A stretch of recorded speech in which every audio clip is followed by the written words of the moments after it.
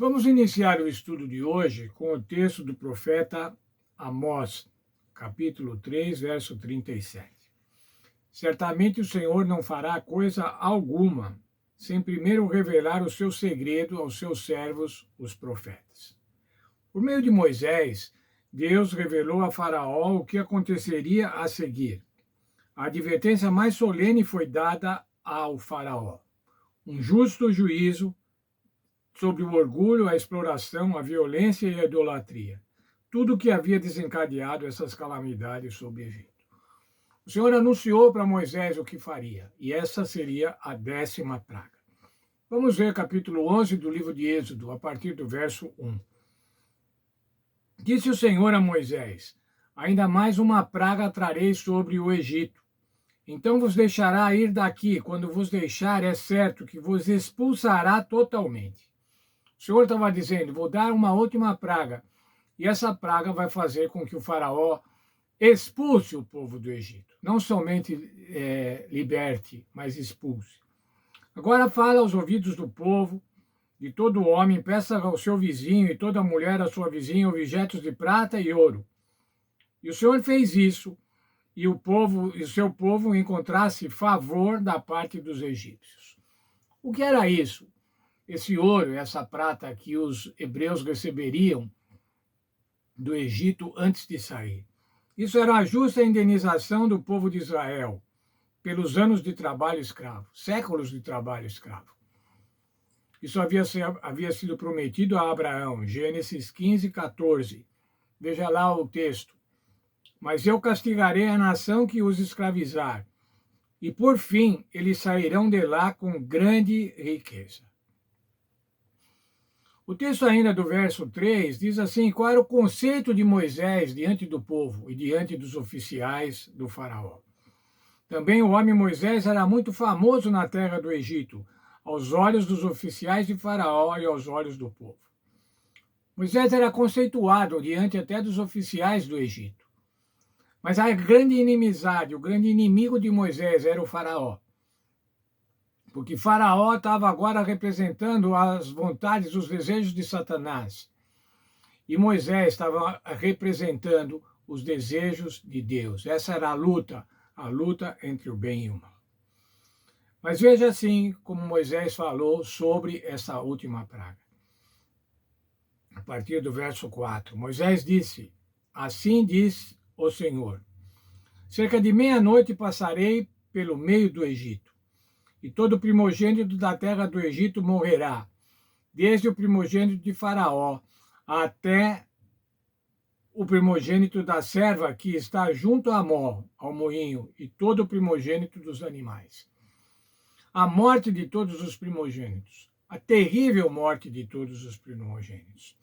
Haverá grande clamor em toda a terra do Egito, qual nunca houve nem jamais haverá. Porém, contra nenhum dos filhos de Israel, desde os homens até os animais, nem ainda um cão rosnará. Nem um cão vai latir, importunando os filhos de Israel. Para que saibais que o Senhor fez a distinção entre os egípcios e os israelitas. Anúncio da morte de todos os primogênitos. Deus deu tempo aos egípcios, 3 dias de escuridão, a 9ª praga, para que refletissem sobre os eventos recentes e compreendessem seu significado. Ele também ofereceu uma última advertência explícita, dando a eles uma derradeira chance de fazer o que era certo. As 10 pragas do Egito, irmãos, representam a manifestação plena da justiça e retribuição de Deus. O Senhor é juiz supremo que se opõe ao orgulho, à injustiça, à discriminação, à arrogância, à exploração, à crueldade e ao egoísmo. Ele está ao lado dos que sofrem, daqueles que enfrentam abusos e maus tratos e dos perseguidos. Deus aplicará a justiça, o que na verdade é uma das expressões do seu amor. O amor de Deus pelo bem, o ódio do Senhor Deus pelo mal, faz com que ele aplique a justiça restabelecendo a liberdade aos bons, aos fiéis, e condenando, exterminando o mal. nós também devemos expressar amor e justiça da melhor maneira possível. Contudo, podemos facilmente cair nos extremos, seja de um lado ou do outro.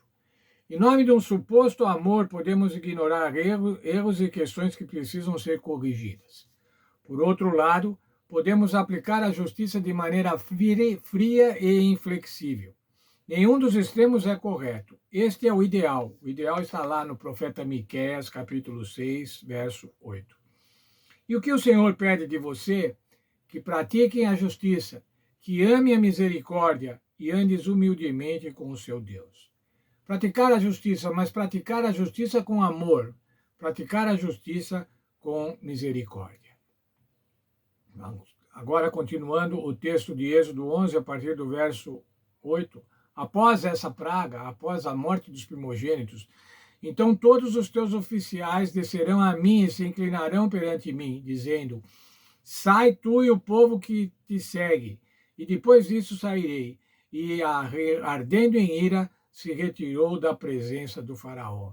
Por que é que agora Moisés estava se ardendo em ira? Em nenhum ponto até aqui a gente viu isso, que Moisés estivesse ardendo em ira. Êxodo 11, 8 relata que, enfurecido, se retirou da presença do faraó. Por que ele estava enfurecido? Muito provavelmente, irmãos, porque ele sabia que com a aplicação da 10ª praga, muitos inocentes sofreriam. Muitas famílias inocentes sofreriam. Quem sabe famílias até que nem sabiam o que estava acontecendo no palácio do faraó. Quais eram as tratativas de faraó com Moisés. Mas então, por isso, ele ficou irado. Então disse o Senhor a Moisés: Faraó não vos ouvirá para que as minhas maravilhas se apliquem na terra do Egito. Lembra-se, irmãos, já estudamos, por que é que o Senhor fez essas maravilhas, essas pragas, para que ele fosse conhecido? Não foi o que Faraó falou logo no começo, na primeira entrevista com Moisés? Eu não conheço Deus. Quem é esse Deus? Quem é esse Deus que pensa que vem aqui e vai dizer o que eu devo fazer? Agora o Egito estava conhecendo ao Senhor Deus. Moisés e Arão fizeram todas essas maravilhas perante Faraó, mas o Senhor endureceu o coração de Faraó, que não permitiu saíssem da terra os filhos de Israel. Como já vimos várias vezes, o Senhor permitiu que Faraó continuasse obstinadamente com o seu coração endurecido. Isso não era obra de Deus, endurecer o coração de Faraó, mas a escolha deliberada que Faraó fez de não obedecer a Deus e continuar inimigo de Deus, inimigo do povo de Deus. E Deus nos abençoe, irmãos, que a gente possa entender isso. O Senhor vai aplicar a justiça. O Senhor vai aplicar a justiça com amor, mas Ele não vai deixar de aplicar a justiça. E nós também, irmãos, devemos tomar muito cuidado em sermos aplicadores da justiça. Às vezes, aplicadores da justiça daquela que nós entendemos ser a justiça real, a justiça verdadeira. Mas que nós devemos ter, mas que nós tenhamos amor, amor aos nossos semelhantes, amor àqueles a quem vamos aplicar a justiça. E que mesmo na aplicação da justiça, eles possam ver o amor de cada um de nós, o amor de Deus no coração de cada um de nós.